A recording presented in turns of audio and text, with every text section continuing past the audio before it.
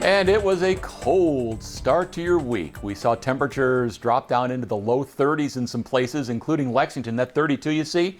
How about a record-tying low from 1996? Pretty amazing stuff. The sky cleared last night. It was a beautiful sky we had last night. Well, when that happened, that allowed those temperatures to just tank. What's also unusual, normally Lexington, the airport, which sits up on a plateau, on a clear night is not one of the colder spots. We usually reserve that for some of the valley locations. Well, last night was the exception, and it was one of the coldest spots in Kentucky. So the early part of the week, so today and tomorrow, even into Wednesday, gets warmer. Tomorrow could be our first day since the early part of April. We actually get to 70 degrees in our first normal or above day. So now for a week, we had one normal day back on the 22nd, and it does get wetter for us, latter part of the week. Okay, you can't keep warmth around this spring, so we're going to have another cold shot coming. Saturday, which would have been Derby Day, of course. And we've gone through a lot of derbies where the weather's been, we'll just say, less than nice. Right now, Saturday looks gorgeous. We could have made that forecast a month ago. That's a Murphy's Law of weather. So, you may have seen them last night. And they are around from time to time. There's these things called Starlink satellites. They're launched by SpaceX. What they're doing is they're creating an armada of satellites that's going to circle the globe, and their attempt is to try and get internet everywhere. Well, these things are up there, and last night they showed up as some nice, neat sky objects. They're not without controversy. They are really messing up a lot of astronomy and astrophotography. So it's a kind of a double-edged sword with that.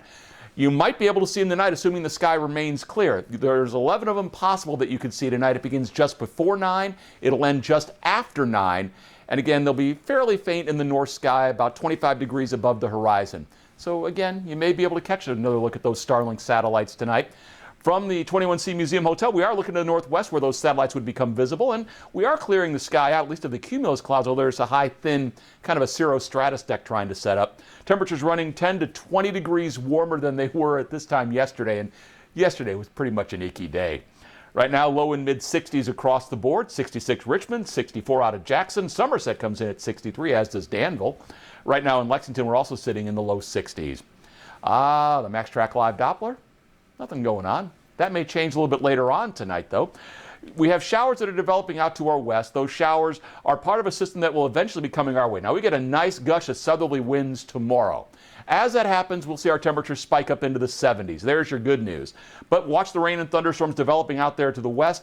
Those will be strong or severe for those folks. But for us, we're looking at just more rain coming in here, and that risk of severe weather is out to our west. For tonight, we're going to drop down to about 50 or so. Small rain chance after midnight. Your day tomorrow, it's a cloud-sun mix, but low 70s and a breezy day too.